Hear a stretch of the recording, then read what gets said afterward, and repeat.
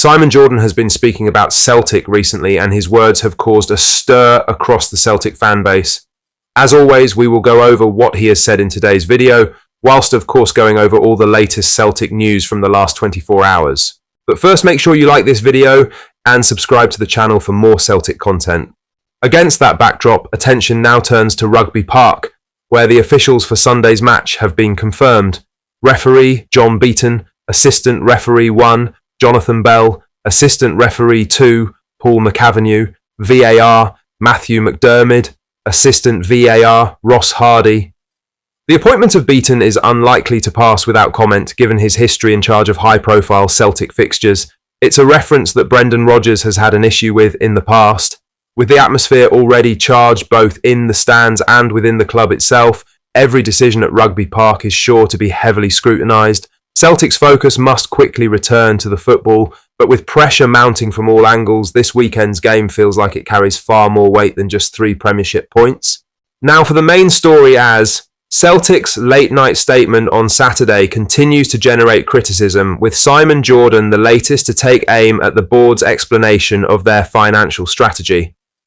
The broadcaster and former Crystal Palace chairman said the club's attempt to use UEFA regulations as justification for their transfer approach did not stand up to scrutiny. The statement, which stretched over 1,000 words, argued that Celtic had to remain compliant with UEFA's financial sustainability rules when explaining why significant funds had not been spent in the summer transfer window. The club also defended their approach to squad building, despite growing unrest among supporters. Jordan, however, dismissed this reasoning outright, insisting that Celtic's recent profits meant they were nowhere near breaching European football's loss limits.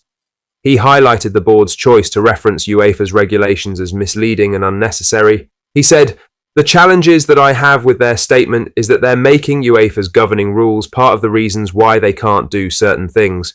Well, Celtic made £35 million profit last season and £11 million profit the previous season, so the £60 million losses that they're allowed to have under UEFA sanctioning is irrelevant to this conversation.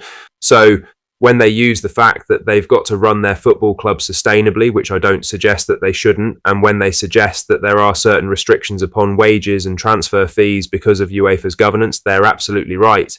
But what's that got to do with Celtic's position? Celtic are nowhere near the challenge of UEFA. UEFA allow them to lose €60 million every 3 years. Celtic have made €44 million in profit over the last 2 years. That would mean they're somewhere in the region of €110 million worth of difference, if not more. So I'm not entirely sure why they feel the need to wheel that in, because it's not true. Jordan's comments struck at a key issue for Celtic fans, that the board's words don't match the reality they see. Supporters have backed up his view, arguing the club's healthy profits and cash reserves should have allowed for stronger moves in the transfer market. The reaction shows once again how the statement has failed to calm the situation. Rather than softening the criticism, it has only encouraged more fans to accuse the board of hiding behind rules instead of dealing with the real problems. In other news, Celtic teammates Jota and Paulo Bernardo were spotted at Fir Park tonight as Scotland's under-21s faced Portugal in a European qualifier. The pair watched on as their country's youngsters went head-to-head in a lively contest. Jota, who rejoined Celtic in January, has been out of action since suffering a serious knee injury in the title-clinching match at Tannadice back in April. The cruciate ligament damage is set to keep him sidelined until early 2026. While he continues his rehab away from the pitch, his appearance in the stands showed he's still closely tied to the game and his Celtic teammates. Alongside him was Paulo Bernardo, his close friend and fellow midfielder. Both came through Benfica's academy system, and their shared journey has strengthened the bond between them. There was also plenty of Celtic interest on the pitch. Right-back Colby Donovan started for Scotland, while former Hoops pair Daniel Kelly and Matthew Anderson were also in the 11. Mitchell Frame came off the bench, and Celtic loanee Ben McPherson was named among the substitutes. With domestic football paused, their presence at Fir Park was a talking point among supporters. It served as another reminder of the Portuguese influence within Celtic's squad and highlighted the unity between players, even during tough spells like Jota's injury layoff. For Scotland's youngsters, seeing 2 established professionals in the stands was a boost. One is working his way back from a long-term setback, The other is attempting to grow into a key role in Brendan Rodgers' side, together offering inspiration for players still aiming to make their mark. Though it was a quiet visit, it showed Jota's determination to stay connected and Bernardo's loyalty to his teammate. For Celtic fans, it was a reassuring sign that even off the pitch, the togetherness within the squad remained strong. In other news, Celtic hero Lubo Moravcik has revealed he wanted to see the club move for Slovakian forward David Strelec during the summer transfer window. Strelec was linked with the Hoops earlier in the year, with his father openly claiming Celtic had shown interest in the striker. The speculation resurfaced after the 23-year-old impressed for Slovakia on international duty, but no deal ever materialised.